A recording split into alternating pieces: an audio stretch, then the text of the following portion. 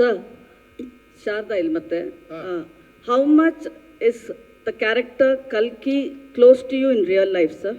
That character. ಕಲ್ಕಿ ಅಂದ್ರೆ ನಾವು ಕಲ್ಕಿ ಅನ್ಕೊಂಡಿರೋದು, ನೀವು ಡಿಶುಮ್ ಅಂತ ಇದ್ದೀರಲ್ಲ, ಅದೇ ದ ಡಿಸ್ಟ್ರಾಯರ್. ಅಲ್ಲ, ಕಲ್ಕಿ ಹೆಂಗಿರುತ್ತೆ? What is your imagination about ಕಲ್ಕಿ? No, whatever you have imagined, what we are you have also seen imagining. in the Telugu film? No, that last time we spoke Nobody about knows. it, sir. No, For us- nobody knows for ಕಲ್ಕಿ us- ಆಗಿರ್ತಾರೆ ಅಂತ. ಅಲ್ಲ, ಉಪೇಂದ್ರ, ನಮ್ಮ imagination ಅಲ್ಲಿ Upendra is the ಕಲ್ಕಿ here. ನೋಡಿದ್ರ ನಿಮಗೆ ಕಲ್ಕಿ ಅನ್ಸಿದೆ ಅಂದ್ರೆ ಸೂಪರ್, ಅದು ಇದು Okay, ಕಲ್ಕಿ. okay, how much is the character close to you in real life, sir? ಇದು ನನ್ನ ಪ್ರಕಾರ ನಿಮ್ಮ ಒಳಗೆ ಎಲ್ಲರೊಳಗಿರುವಂತ ರೆಬೆಲ್ ನೇಚರೇ ಆ ಕ್ಯಾರೆಕ್ಟರ್. Okay. ನಿಮ್ಮೊಳಗೆ ಇದೆ ಅದು ಆಕ್ಚುಲಿ. ಅದನ್ನೇ ನಾನು ಟ್ರೈ ಮಾಡ್ತೀನಿ ಅಷ್ಟೇ. ನಾನು ಅದೇ ಹೇಳಿದ್ದು, ಒಬ್ಬ ಹೀರೋ ಕತೆ ಆದಾಗ ನೀವು ಅವನ್ನ ಒಂದು ಫ್ಯಾಮಿಲಿನೇನೋ ಪ್ರಾಬ್ಲಮ್ ಆಗುತ್ತೆ, ಒಬ್ಬ ಹೀರೋ ಬರ್ತಾನೆ, ಒಬ್ಬ ವಿಲನ್ ಹೊಡಿತಾನೆ ಅಂದಾಗ ನೀವು ಅಲ್ಲಿ ನಿಮ್ಮನ್ನು ನೀವು ನೋಡ್ಕೊಳಕ್ಕೆ ಟ್ರೈ ಮಾಡ್ತೀರಾ ಅಲ್ವಾ? ಇವಂತೂ ಅದು ನಿಮ್ಮ ಫ್ಯಾಮಿಲಿ ಅಲ್ಲದೆ ಇದ್ರು ಕೂಡ. ಬಟ್ ಇದು ಇನ್ನೂ ನಿಮ್ಮ ಹತ್ರ ಬರೋಕ್ಕೋಸ್ಕರ ನಿಮ್ಮ ಕತೆನೇ ಹೇಳಕ್ಕೆ ಟ್ರೈ ಮಾಡಿದ್ದೀನಿ ಅಷ್ಟೇ.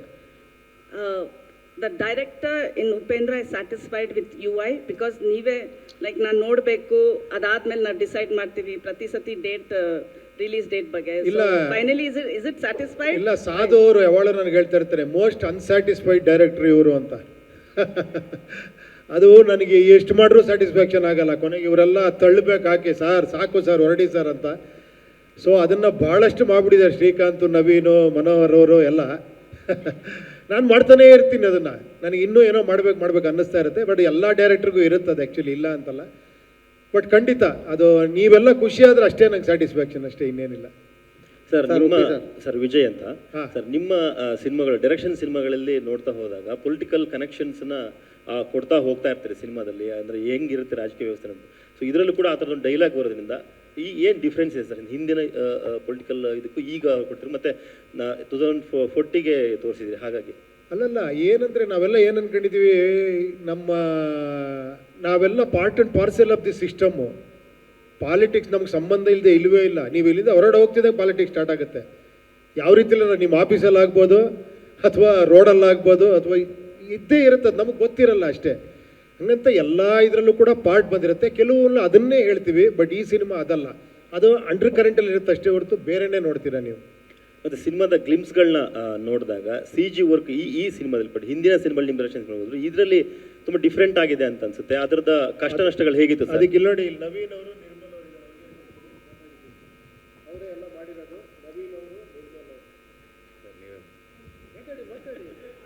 ಈ ಚಿತ್ರ ನಿಜ ಹೇಳ್ಬೇಕಂದ್ರೆ ಸುಮಾರು ಒಂದೂವರೆ ವರ್ಷದಿಂದ ಇದ್ರದ್ದು ಹಲವಾರು ಏನೇಳಿ ಇದನ್ನು ಈ ಥರ ಬರಬೇಕು, ಆ ಥರ ಬರಬೇಕು ಅಂತ ಒಂದು ಹೇಳ್ಬೇಕಾದ್ರೆ ಇಲ್ಲೇ ಕೂತಿಯ ನೋಡಿ ಇವ್ರು ನವೀನ್ ಅಂತ. ಇದೇನಾರ ಒಂದು 6 ತಿಂಗಳು ಲೇಟ್ ಆಗಿದೆ, ಬಟ್ ಚೆನ್ನಾಗಾಗಿದ್ದೇನಕ್ಕೂ ಇವರೇ ಕಾರಣ, ಲೇಟ್ ಆಗಿದ್ದೇನಕ್ಕೂ ಇವರೇ ಕಾರಣ.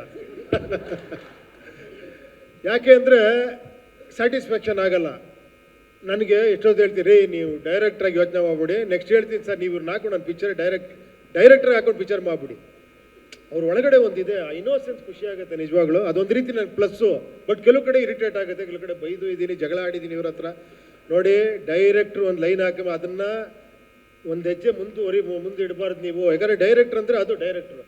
ಏನೇ ತಪ್ಪು ಮಾಡಿ ಸರಿ ಮಾಡಿ ಡೈರೆಕ್ಟ್ರ್ ಅಷ್ಟೇ ಅಲ್ವಾ, ನಾನೇ ಹೊಣೆ ಅಂತ.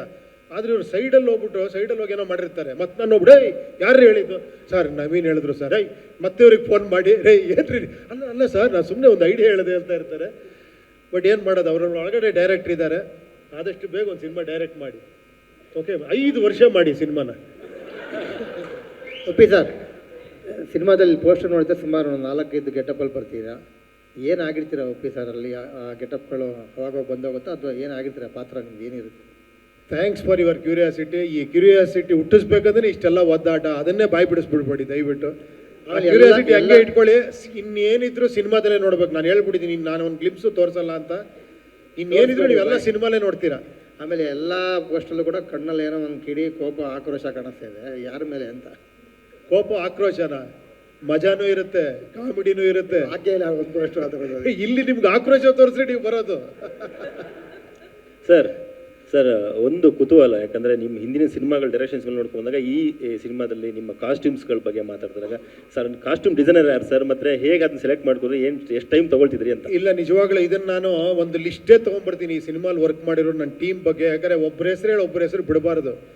ಡೇ 1 ಒಂದು 2 ಇಯರ್ಸಿಂದ ಈ ಜರ್ನಿಲಿ ಇದೆಯಲ್ಲ, ಪ್ರತಿಯೊಬ್ಬರು ಕಾಂಟ್ರಿಬ್ಯೂಷನ್ ಇದೆ. ನಿಜ ಹೇಳ್ಬೇಕಾದ್ರೆ ಇಲ್ಲೆಲ್ಲ ಕೂತಿಯಾರಲ್ಲ ನೋಡಿ, ಆ ವಿಜಯಿಂದ ಹಿಡಿದು ನಿರ್ಮಲಿಂದ ಹಿಡಿದು ನಮ್ಮ ಮಾಸ್ಟ್ರಿಂದ ಹಿಡಿದು ನೀವು ಅವ್ರ ವರ್ಕ್ ಎಲ್ಲ ನೀವು ಅಲ್ಲಿ ಥಿಯೇಟ್ರಲ್ಲಿ ನೋಡಿದಾಗ ಗೊತ್ತಾಗುತ್ತೆ ಎಂತೆಂಥ ಎಕ್ಸ್ಟ್ರಾಂಡ್ರಿ ವರ್ಕ್ ಮಾಡಿದ್ದಾರೆ ಇವರೆಲ್ಲ ಅಂತ.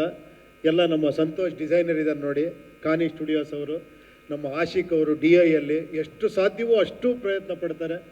ನಮ್ಮ ಚೇತನ್ ಮಾಸ್ಟ್ರು ಇವರು ಎಲ್ಲ ನೀವು ಆ ಫೈಟ್ಸ್ ನೋಡಿದಾಗ ನಿಮ್ಗೆ ಅನ್ಸುತ್ತೆ. ಅಜನೀಶ್ ಅವ್ರ ಬಗ್ಗೆ ನಾನು ಹೇಳೋದೇ ಬೇಡ, ಇಂಡಿಯಾ ಫಿಗರ್ ಆಗೋಬಿಡಿ. ಇವರಿಬ್ಬರು ಇಂಡಿಯಾ ಫಿಗರ್ ಇವಾಗ, ಇವರು ಇಂಡಿಯಾ ಫಿಗರ್ ಇವಾಗ, ಎಲ್ಲ ಲ್ಯಾಂಗ್ವೇಜಲ್ಲಿ ಇದ್ದಾರೆ ಇವರು. ಸೊ ಅದ್ಭುತವಾದ ಮ್ಯೂಸಿಕ್ ಮಾಡ್ತಾರೆ. ನನಗೆ ಭಾಳ ಖುಷಿ ಅನಿಸಿದೆ ಅಂದರೆ ಅಜನೀಶ್ ಸರ್ ಬಗ್ಗೆ ಇಷ್ಟು ಬ್ಯುಸಿ ಇದ್ದರೂ ಕೂಡ ಫೋನ್ ಎತ್ತಾರೆ, ಮಾತಾಡ್ತಾರೆ, ಟೈಮ್ ಮಾಡ್ಕೊತಾರೆ, ಕೆಲಸನೂ ಮಾಡ್ತಾರೆ. ಅದು ಆಶ್ಚರ್ಯ. 10 ಸಿನಿಮಾ ಮಾಡ್ತಿರಲಿ ಬೇರೆ ಬೇರೆ ಲ್ಯಾಂಗ್ವೇಜಲ್ಲಿ, ಸರ್ ನಾಳೆ ಬೇಕು ಸರ್ ನನಗೆ ಅಂದರೆ ಅದು ಎಷ್ಟು ಗಂಟೆ ಕೂತ್ಕೊತಾರೋ ಗೊತ್ತಿಲ್ಲ, ಅದ್ಭುತವಾಗಿ ಆ ಒಂದು ಕಂಟೆಂಟ್ ಕೊಡ್ತಾರೆ, ಅದ್ಭುತವಾದ ಮ್ಯೂಸಿಕ್ ಮಾಡಿದ್ದಾರೆ. ತುಂಬ ಥ್ಯಾಂಕ್ಸ್ ಗುರೇ, ನಿಮ್ಮೆಲ್ಲರ ಕಾಂಟ್ರಿಬ್ಯೂಷನ್ಗೆ ಹ್ಯಾಟ್ಸ್ ಆಫ್. ನಿಜವಾಗ್ಲು ಇದು ನಾನು ಸ್ಟೇಜಲ್ಲಿ ಕೂತಿದ್ದೀನಿ ಅಂತ ಹೇಳ್ತಿಲ್ಲ, ನಿಜವಾಗ್ಲು I am also part of this team ಅಷ್ಟೇ. ಇವರೆಲ್ಲ ಇದ್ದರೆ ಸಿನಿಮಾ ಅಷ್ಟೇ. ಅದೇ ಥರ ತುಂಬ ಜನ ಈ ಸಿನಿಮಾಲಿ ವರ್ಕ್ ಮಾಡಿದ್ದಾರೆ. ಕಾಸ್ಟ್ಯೂಮ್ಸಿಂದ ಹಿಡಿದು ಅಸಿಸ್ಟೆಂಟ್ ಡೈರೆಕ್ಟರ್ಗಳು ಒಂದು ಲಿಸ್ಟೇ ಇದೆ ನೋಡಿ, ಎಲ್ಲ ನಿತ್ಯರಲ್ಲಿ. ನಾನೆಲ್ಲರೂ ಒಬ್ಬರ ಹೆಸರು ಬಿಡೋಕ್ಕೆ ರೆಡಿ ಇಲ್ಲ. ನಾನು ಫೈನಲ್ ಏನದು ಅದೇನ್ರಿ ಪ್ರೀ ರಿಲೀಸ್ ಏನೋ ಒಂದು ಇವೆಂಟಲ್ಲಿ ಫುಲ್ ಒಂದು ಲಿಸ್ಟ್ ತೊಗೊಂಡ್ಬರ್ತೀನಿ. ಅದು ಇಲ್ಲಿಂದ ಅಲ್ಲಿವರೆಗೆ ಇರುತ್ತೆ, ಓದ್ಬಿಡ್ತೀನಿ, ಬೇಜಾರು ಮಾಡ್ಕೊಬೇಡಿ. ಸರ್